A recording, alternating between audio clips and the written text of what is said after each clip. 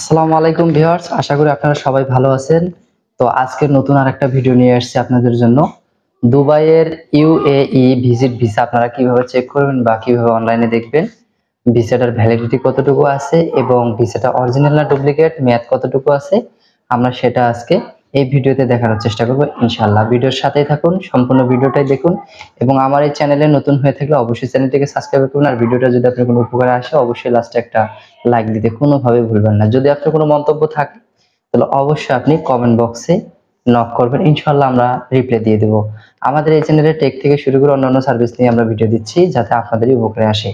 অবশ্যই ভিডিওটা কন্টিনিউ দেখবেন। আর যদি ফেসবুক পেজ থেকে দেখেন তাহলে অবশ্যই পেজটাকে ফলো করে রাখবেন। তো চলুন তাহলে শুরু করা যাক মূল ভিডিওতে। কম্পিউটার বা মোবাইল যে কোনো একটা ব্রাউজার দিয়েই আপনারা চেক করতে পারবেন আপনাদের ভিসার স্ট্যাটাস অথবা ভ্যালিডিটি। তো কিভাবে ভ্যালিডিটি দেখবেন, যদি আপনারা মোবাইল দিয়ে দেখেন যে কোনো একটা ব্রাউজারে আপনি চেক করতে পারবেন, বা কম্পিউটার একই সিস্টেম, জাস্ট একটা ব্রাউজার প্রয়োজন হবে। তো চলুন তাহলে শুরু করা যাক মূল ভিডিওতে। চোখ রাখুন আমাদের মোবাইলের স্ক্রিনে। তো ভিউয়ার্স, আমরা চলে এসেছি আমাদের কম্পিউটারের স্ক্রিনে। আমরা এখন এখান থেকে চেক করে দেখাবো আপনাদের ভিসাটি আপনি কিভাবে চেক করবেন। ইউএই ভিজিট ভিসা বা দুবাই ইউএই ভিসা চেক। তো আমরা এখন সর্বপ্রথম যেটা বলেছিলাম যে আমাদের একটা ক্রোম ব্রাউজার বা যে কোনো একটা ব্রাউজার প্রয়োজন। তো আমি আমার ক্রোম ব্রাউজারটা অন করে নিলাম। অন করে নেওয়ার পরে আমাদের এখানে ক্রোম ব্রাউজারে আসার পরে এখানে সার্চ বক্স আছে। আমরা এখানে লিখবো আইসিপি স্মার্ট সার্ভিস, শুধু এতটুকু লিখবো, কোনো লিঙ্ক প্রয়োজন নাই বা কোনো লিঙ্কের দরকারও হবে না। শুধু এটা লিখবেন ICP smart service. ICP smart service লিখে দেওয়ার পর সার্চ করার পরে এরকম একটা প্ল্যাটফর্ম আসবে। এখানে আইসিপির অনেক সার্ভিস বা অনেক প্ল্যাটফর্ম দেওয়া আছে অলরেডি।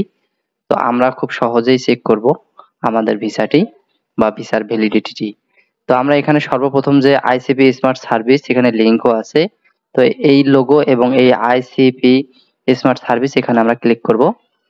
ক্লিক করার পর আমাদের সামনে নতুন আরেকটা প্ল্যাটফর্ম আসবে, দুবাইয়ের আইসিপির যে নতুন যে ওয়েবসাইট বা ওয়েবসাইটটি, অরিজিনাল ওয়েবসাইটটি, সেটা অলরেডি আমাদের চোখের সামনে এসেছে। আমরা দেখতেই পারতেছি যে আমাদের এখানে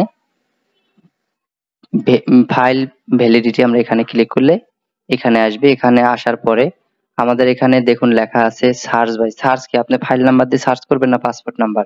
যেহেতু আমরা পাসপোর্ট নাম্বার দিয়ে সার্চ করব, তো সেই ক্ষেত্রে আমাদের এখানে পাসপোর্ট নাম্বারটা সিলেক্ট করে দিতে হবে। আর সিলেক্ট বাই টাইপ, টাইপ কি রেসিডেন্সি নাকি ভিসা? অবশ্যই ভিসা হবে, আমরা ভিসা লিখে দেব।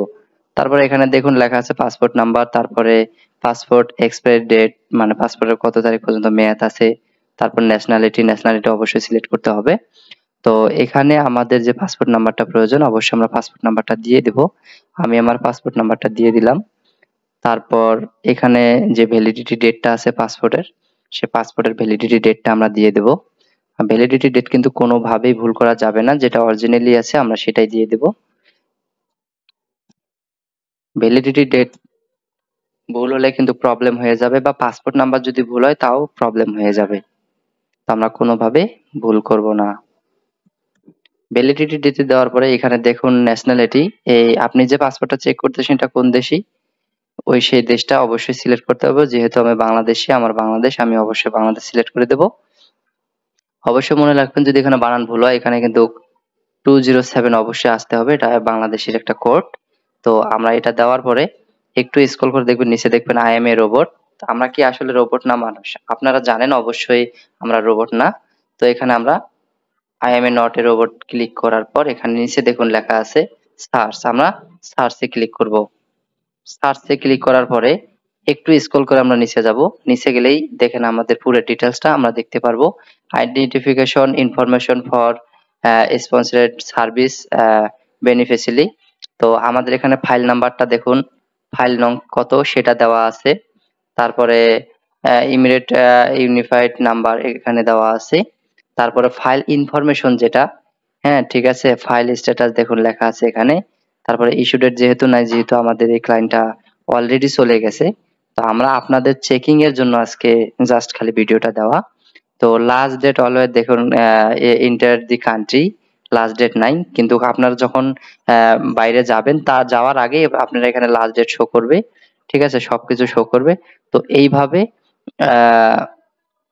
আপনারা আপনাদের এই ভিসা চেক করবেন। তারপরে এখানে টিক চিহ্নটা দিলে ভিউ মাই ওল্ড ফাইল, আমরা এখানে টিক চিহ্ন দিলে ওল্ড ফাইলের যে যদি কোনো ইনফরমেশন থাকে সেগুলো আমাদের এখানে শো করবে।